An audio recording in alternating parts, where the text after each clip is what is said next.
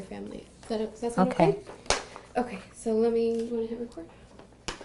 Okay, today is October 17th, 2015. My name is Katherine Bynum. I'm a graduate student at Texas Christian University, and I'm working for the Latino Americans 500 Years of History for the city of Fort Worth.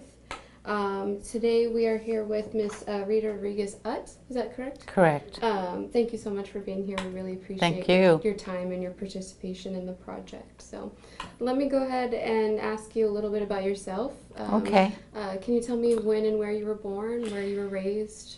I was born right here in Fort Worth, Texas, and I was raised here, went to public schools. And then when I married at the age of 21, my husband and I went to the University of Texas in Austin. Okay.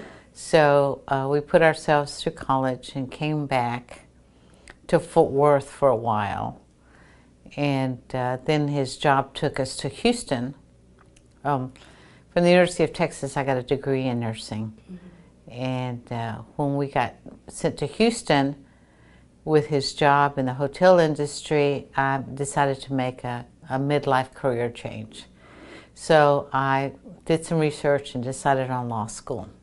Luckily, there's 3 law schools in Houston, so I was able to get into law school and graduated I guess I was 40 years old at that time. And which law school did you go to? University of Houston. Okay.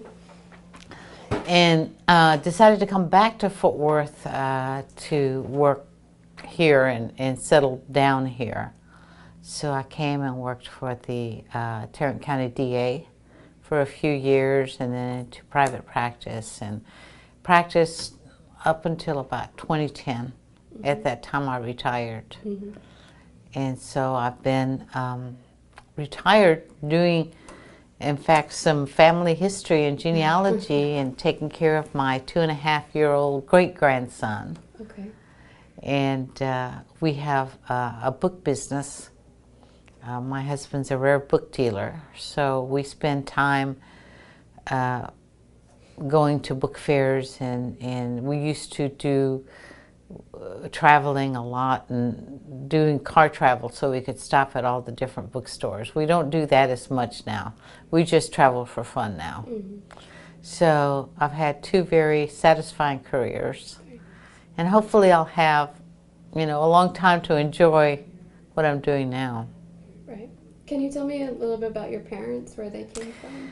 My parents were, my mother was from the middle, somewhere in central Texas is where she was born, but as a child they moved up here to Fort Worth.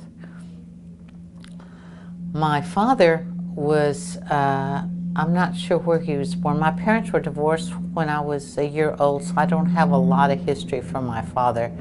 Although I have a lot of history from my grandparents, but he was in the, they got married very young as teenagers, and he went off to the military, and she had me when she was barely like 17 years old.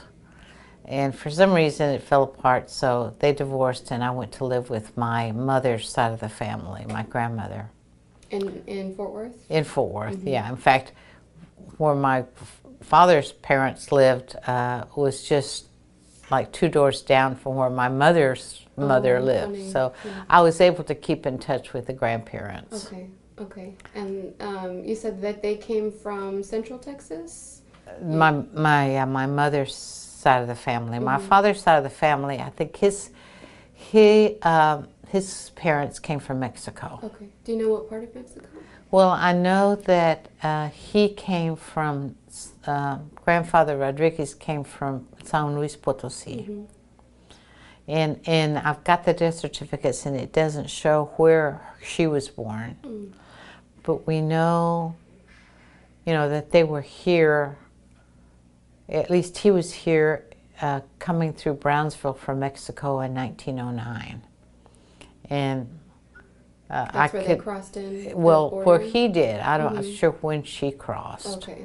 But they were here, and I've gotten the census from 1930, and they were here by then. Mm-hmm. Mm-hmm. So tell me a little bit about your family. You said you wanted to talk about the Rodriguez side I wanted to highlight the Rodriguez family because I think that they're story is very typical of what was going on in the early 1900s here. Okay. Like I said, she was born in Mexico and he was born in San Luis Potosí, and I did some work, some research, and noticed that during that time, the late 1800s here, Porfirio Diaz was the dictator of Mexico, and he did a lot of building of the railroads, bring him up from Mexico to the border. So I think probably he got some experience working in the railroad. So when he came to Texas, he was probably recruited because they were indeed, the railroads in the U.S. were recruiting those workers from Mexico because they had all worked on the railroad. Mm-hmm. And their grandmother's stories was that somehow she married him during that time, and he worked on a train crew.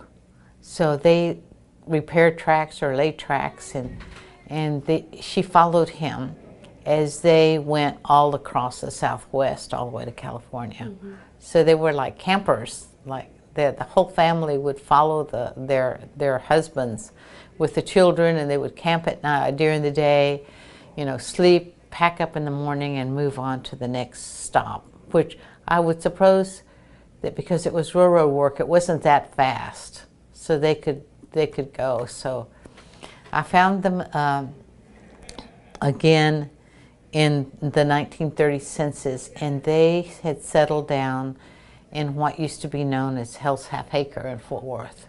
They had a restaurant and probably a boarding house, because she said that they had rooms upstairs and they would rent it out to the Hispanic railroad workers who weren't allowed in any of the other hotels.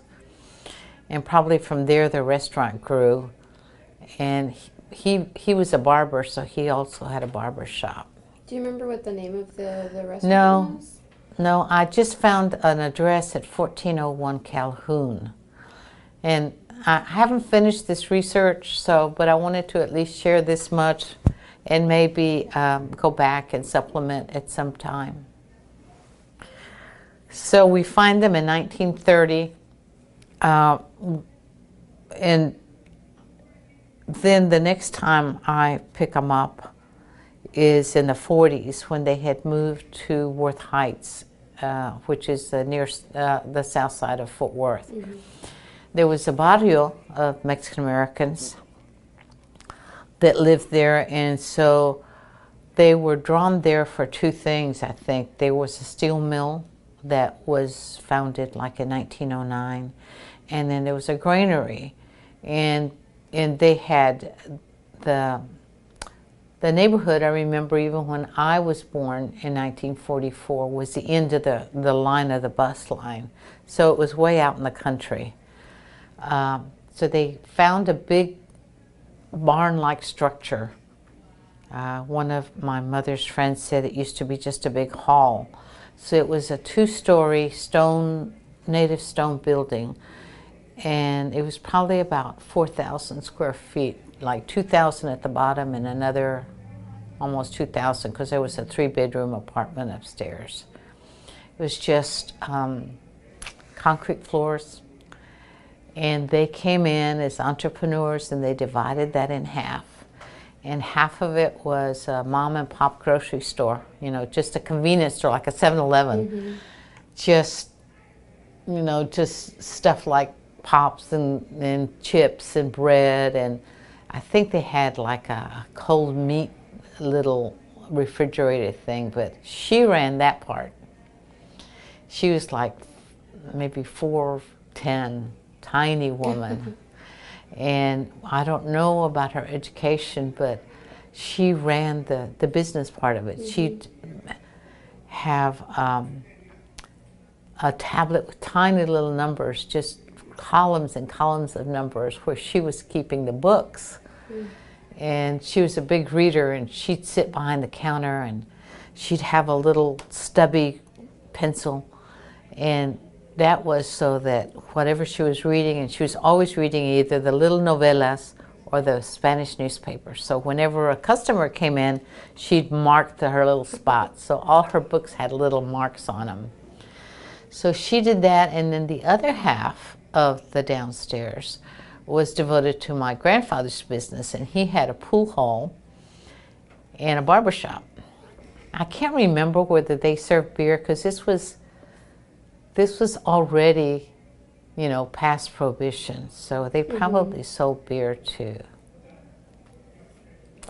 So, so they lived upstairs. They had 3 sons. The oldest one went off to the military very early during the World War II. Married a girl from up north and never came back to Texas, but they would visit with her 3 children. Then my father was the second son, and he of course married my mother and divorced her. Then he had a second wife where he had a child, and she died of tuberculosis. And then there was... The child or the wife? The wife. And the child was raised by the maternal grandparents. And then he married a third wife, and he had 4 children. And then he passed away probably in the mid-80s. So I would see them at my grandparents, but I was not close to that side of the family. I grew up with my mother's side of the family, and she had remarried and they had 4 children. So those half-brothers and sisters were really the siblings I grew up with. They kept the store open, I think, until my grandfather had a stroke in the 60s. And she had to quit to take care of him. And once he died, they took the downstairs and just divided them into rooms. And then the youngest son and his wife and 3 children lived upstairs for a long time. But when my youngest, the youngest of the boys, left and bought his own house, and she was left alone in that huge barn-like structure. And we'd say, "Aren't you afraid?" And she'd say no. She was very religious. You know, she had the creche and the altar in the home, and she had the medallions, and she burned candles, and the old-fashioned Catholicism from her native land. And for being such a little person, she was very, I think, brave and very smart, and really is the heart of that Rodriguez family. Although my grandmother, my maternal grandmother, raised me, and you know, she fed me and clothed me, and it was from this grandmother that I got the polish of being a young Latina woman, you know. What do you mean by that? Well, I mean, there were customs, you know, and I had a little story here. I could go into the grocery store, and she would let me have a Coke, or she would let me have corn chips or whatever, but it wasn't like I could just have everything. And when I lived across the street, I had an uncle on my mother's side with 5 children, and all of my cousins lived in the neighborhood. So one afternoon or one morning, as they were delivering, the big Coca-Cola truck was delivering to my grandmother's grocery store, we decided to take some Cokes off the truck.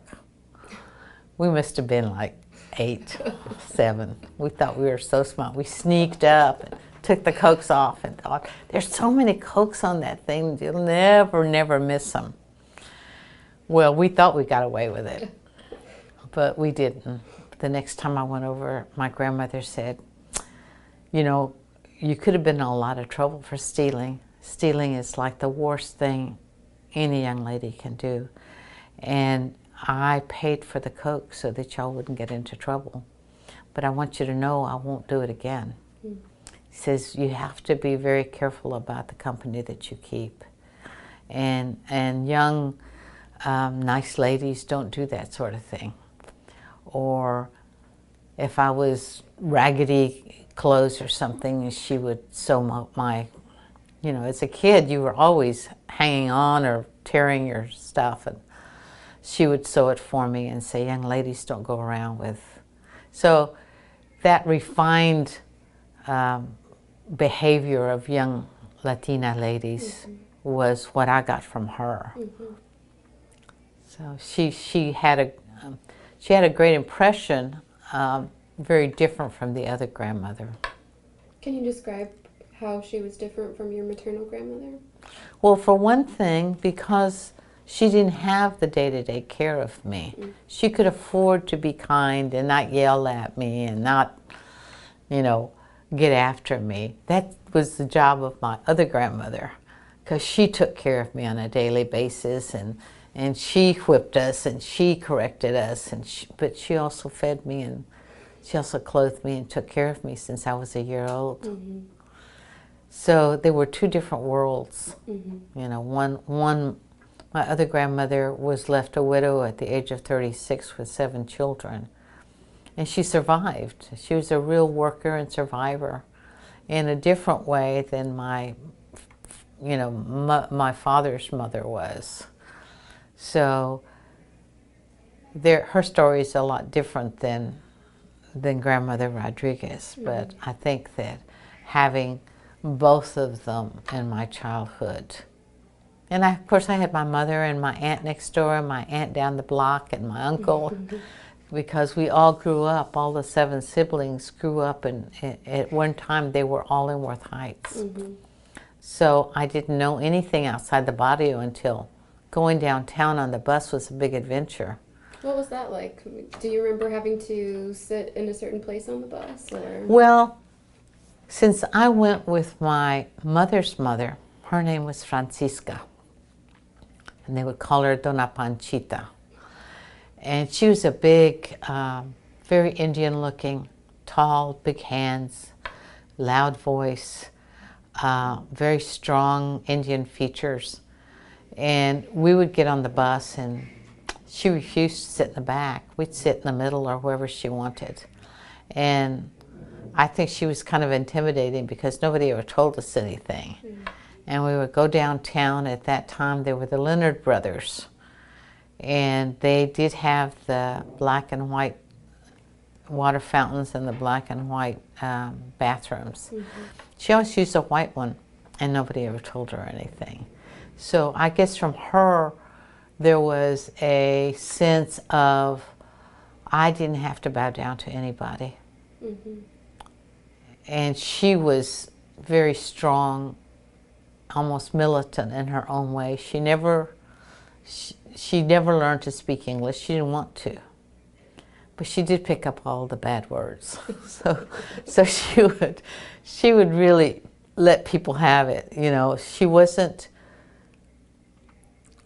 afraid of the Anglos, and she didn't kowtow to them. So that, I think, gave me a foundation to be able to stand up for myself. And enter professions that weren't the easiest one for Latino. Being an attorney from 1983 was not the easiest thing. Why do you say that? Well, just obstacles. You know, we've had obstacles as Latina women from the very beginning. You know, from having to learn English once you start the first grade, because I only spoke Spanish. Were you punished for speaking Spanish in school? You know, I don't remember being punished so much as ignored. And once I got older, you know, as growing up, I think the poverty of not only financial, but the poverty of lack of opportunities, lack of role models, lack of, you know, having exposure to the outside world. Until we had TV in the late 50s, I had no idea how middle-class white families lived, because my whole world was involved socially in the neighborhood and through the church. So we lived in a very closed world, not being seen as, from the school point of view, as having the capability to be a college graduate. Shuffled off to technical high school because you were told that you were not college material. Not having any help in trying to get to college.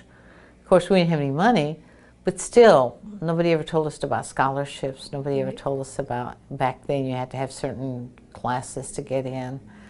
So as I look back on my life and realize how many hurdles that I've had to overcome, I'm tired. So I try to make it easier for my daughter and granddaughter, and I have to give credit to my husband because he came from up north and he was still the first person to go to college, but he went to a much different school system than I did. And they had, you know, classes where this was back in the late 50s, early 60s, where they had classes that were going to college and high school like they do now here. So he helped a lot in not only teaching me how to go about it, but also convincing me that I was smart enough to do it. How did you meet your husband? At the military base. He was here as an airman, and my girlfriends took me to a Valentine's dance at the Carswell Air Force, and despite my mother's warning not to go over there, I went the one time and I met him there, and he followed me home and never went away. And so we got married here, and he wanted to stay here and go to college, but we just never went back up north. We made our home in Texas. So he's Anglo? He's Anglo. This is a year of we're celebrating our 50th anniversary. Wow. It's been a long time, but we've been really busy with all of our activities. We got into politics very early. Can you describe what you mean by getting active in politics? Well, at 21, when they used to have the precinct conventions, we went down at 7:01 and we were locked out. So my husband banged on the door and said that he wanted in, and he made such a fuss that they made him an alternate delegate. So we've always been involved in the Democratic Party, and we've been precinct chairs, we've been delegates at the local, the state convention. We worked a lot for local politicians working on their campaign, and state and national politicians running. Oh my goodness. I guess we started way back in the 70s and worked for Mayor Hugh Palmer. We worked for our own representatives in the city council district. I think we were part of the Mexican American Democrats, and they had some candidates that ran for state office, and so we worked for them. We worked for usually the Democratic presidential nominee. And we both have run for office. He ran for, I guess back in the 70s, late 70s, he ran for JP. In the 90s, in 1990, I ran for district judge on the Democratic ticket. In Fort Worth? There were 5 women that ran for judges on the Democratic ticket. Unfortunately, that was the year that the Republicans took over the whole county. So, but I mean, we've always been involved and been aware and done the political work along with our community work. What sorts of, I mean, how would you go about your political campaigns? And I mean, would you go out into the neighborhoods and kind of canvass the area, or do you feel like you built networks just from being from the area? All of it. You know, we did the door-to-door, we did the phone banks, we did the stuffing the envelopes, we did the get out the vote. So, and in fact, he ran campaigns for a while, so. Your husband? Yes. And what's his name? Michael Utt. Michael Utt, okay. So we've, you know, that, and when I came back, I got involved in the Tarrant County Bar Association, sat on the board for a while. We had a Mexican American Bar Association, and I joined that, and I was chair for a while. So it seems like every time I gave up something, 3 more things came up. But the biggest organization was the Hispanic Women's Network of Texas. A friend went to the first meeting in Dallas in '86 and then came to Fort Worth in '87 and convinced me to help her be a founding member of the one here. So I did, and I've been involved with them and somehow winded up as a state chair in 2010. But after retirement, I've kind of backed away from a lot of it just because I'm tired. And I still will mentor, and I will still advise any of the people that come either for political or, you know, although I don't practice law anymore, I get a lot of legal questions, and but I think that's my role now, is to be a mentor and to share my experiences and my knowledge, rather than being on the front line anymore. Too old to walk the streets. I'll phone bank sometimes, and I'll give, you know, fundraising parties, but not like. And so I'm happy where I am right now. Do you feel like there's a most pressing issue for the Latino community here in Fort Worth? Definitely. What do you think that is? I think we need to get it together. How do you mean? Well, you know, when I came back, well, I guess when I left in the 70s to go to Houston, we were a fairly weak community politically, financially. Here in Fort Worth? Yes. You know, we didn't really have elected officials. We didn't have any power. And when did you move? In the 70s to Houston. Okay. And when I came back in the late 80s, I was really pleased because I remember going to a party and I met lawyers and I met CPAs and I met, you know, people in business and stuff. And in fact, my husband and I got involved in a group that we formed called Hispanic 2000. And our thought was that by 2000, the Hispanic population in Fort Worth was going to be pretty big, and that we should prepare and begin to prepare our people to run for office and to be involved politically and to teach them, because we had been involved in Houston, which has a very strong Hispanic presence. So we started this organization, but we stepped away. I remember we stepped away when other people took over as officers, and it kind of fell apart because we could not learn to disagree on issues or even candidates and then come back together and work together again for the next cycle. So this was a political organization? Yes. And it was designed to bring candidates in? Yeah, to I think for training purposes, to learn, you know, all the way from being at the precinct level and how to run campaigns and sources of money and how to build. But it was for grooming purposes of people who wanted to maybe run for office. And I think the downfall was that people disagreed on who they were going to support, and they got into beyond just a political thing and got into personalities. And that's the worst thing you can do, because you have to be able to disagree and not take it personally. I mean, you're a Republican and I'm a Democrat, but that doesn't mean we can't work together on this particular project and then go on to the next one where we may be on the other side. And maybe that comes from being a lawyer, where you go to trial and you're doing the defense work and somebody's doing the prosecuting, but after we leave the courtroom, we're still colleagues. We haven't learned how to do that.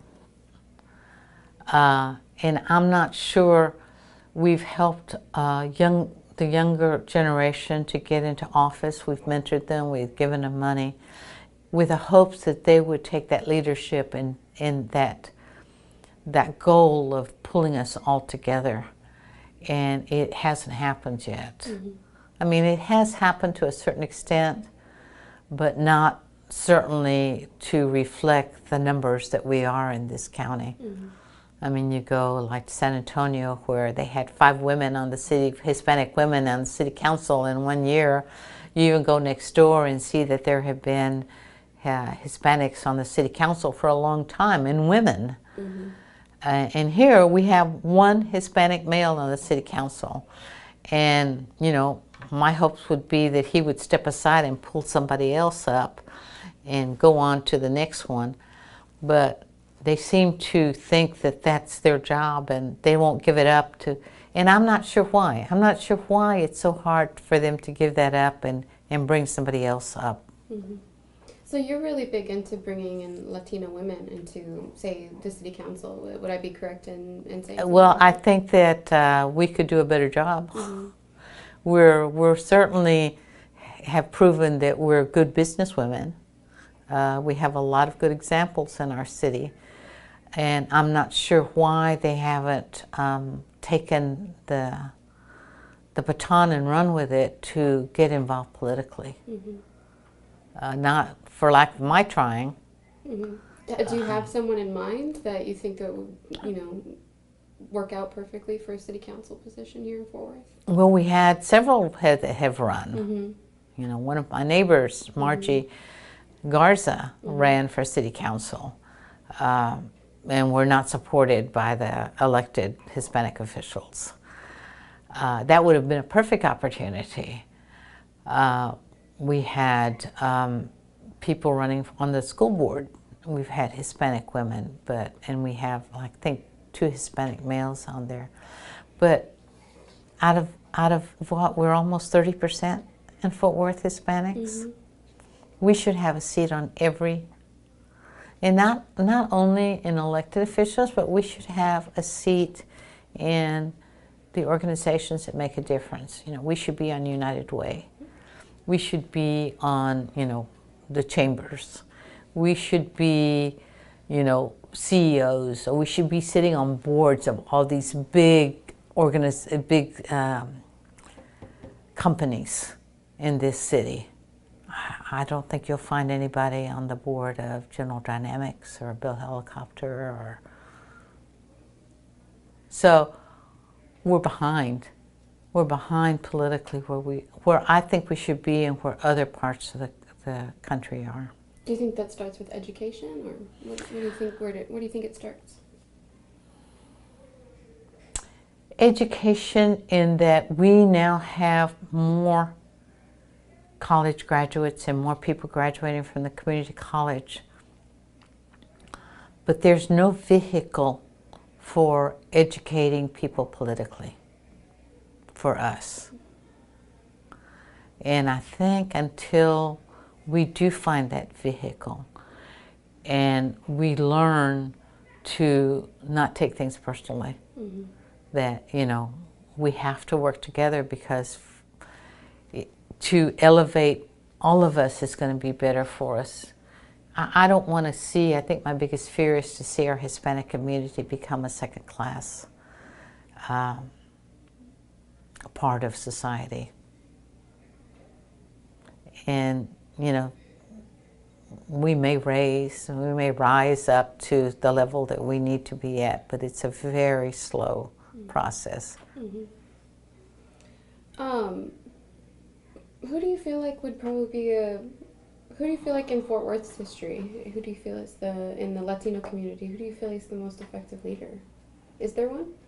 I think so. I think we did have some effective leaders. We had Mr. Hara, who was, I think he worked for Bell Helicopter, but he was very, I hate to use the word militant, but that's what it has to be. Mm-hmm. You know, you have to stand up and speak up for your causes and your people. Mm-hmm.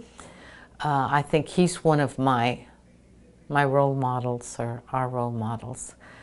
I think even Luis Zapata is the first councilman, but Luis didn't take it far enough. He didn't do what I've been wanting people to do, is take it, learn, and then go up another step and bring somebody else to there. It's like hopscotch, you know. You have to get out of that spot to let somebody else take it. And you have to be brave enough to do it. We had a JP that was in the office for 20 years. Never mentored people. And like I said, it's a mystery to me why they don't see this and why they, maybe people get comfortable just collecting a government paycheck. But there's lots of opportunities, you know, for Hispanics in the outside world. Well, I also wanted to ask, has in any of your years, you know, whether living in Austin or Houston or in Fort Worth, have you ever had any kind of cooperation with African Americans in any of your organizations? Oh, very much so. Okay. Yeah. Can you explain any kind of organization where you work directly with the Black community in Fort Well, Worth? in political campaigns, you know, we campaigned for Dion Bagsby, who was the county commissioner. Our friend Irma Johnson, the chancellor, she ran for city council. We worked on her campaign. We would join in when we were asked by some of our friends to participate in any of the stuff that was going on in the Black community. Where there were opportunities, we took advantage of them to work with them, and we have friends that, you know, helped in our campaigns, and we've helped with their projects. But we've never been able to, I think, as a community as a whole, been able to meld with and I don't know whether it's suspicion of each other, fighting for the crumbs. I don't know. I don't know whether, I mean, we're as prejudiced as anybody else. My dad didn't like blacks or Anglos. He was not happy that I married an Anglo man. Yeah, I was kind of wondering that as well, and I'm glad that you brought it up because I'd forgotten to go back to that. But just a little personal thing, my mother was the first one in her family to marry an Anglo, so I'm, I guess, half. I don't know what that means, but she would tell me stories about how her parents and her grandparents were very angry, and I wondered maybe if you'd had that same experience. My grandmother that didn't speak English but could curse, he would call and she'd curse him out. But, you know,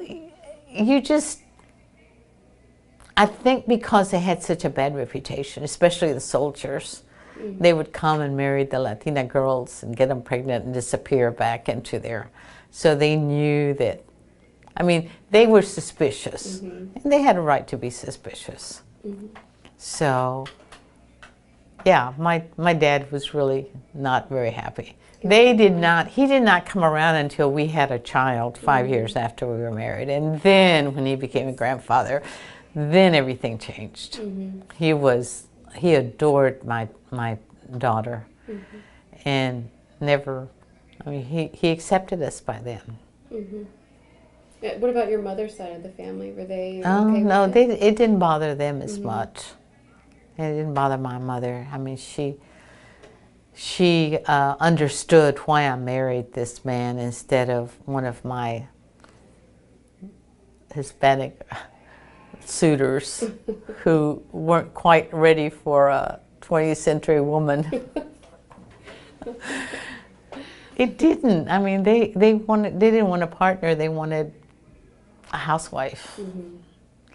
And even at 17, I knew that wasn't the path I wanted. So this man offered me a path I wanted, and it's worked out for 50 years. So I didn't choose badly, I think. Well, yeah, 50 years. So. 50 years, and right, Thanksgiving weekend. Is there anything else that you wanted to add? Or? I don't think so. I think we covered what I really wanted was, you know, my grandparents highlighted because they had that mom and pop store, and the whole neighborhood knew them. And I had lunch with a lady who was my mother's contemporary, and she remembers them, that the whole neighborhood loved them because they were, you know, my grandmother was so kind, and she was treated everybody with respect, whether they were 5 years old or, you know, 70 years old, and always sweet. And they had, she said that they would have, when they first moved into that building, they would have dances. That was the first time they celebrated the 16th of September and the Cinco de Mayo, and have festivals and dances. So they brought, I think, a lot of cultural enrichment to that neighborhood. Well, thank you so much for being here today. Gosh, I feel like I've talked way well past my time. No, we're actually good. We're right on time. That's why I was checking. So, but thank you so much. We really do appreciate it. You're a good listener. I try. So if I have some of this pictures and stuff, I just give them to the library? Yes, they have a booth just set up right outside, and I'm not sure how they go about it. I think they might ask to take them and make copies and all of that, and then they'll send them back to you. I made a copy of what I wrote about my grandparents. Do you want it? Sure, absolutely. Thank you so much. Dolores and Prisciliano. Prisciliano.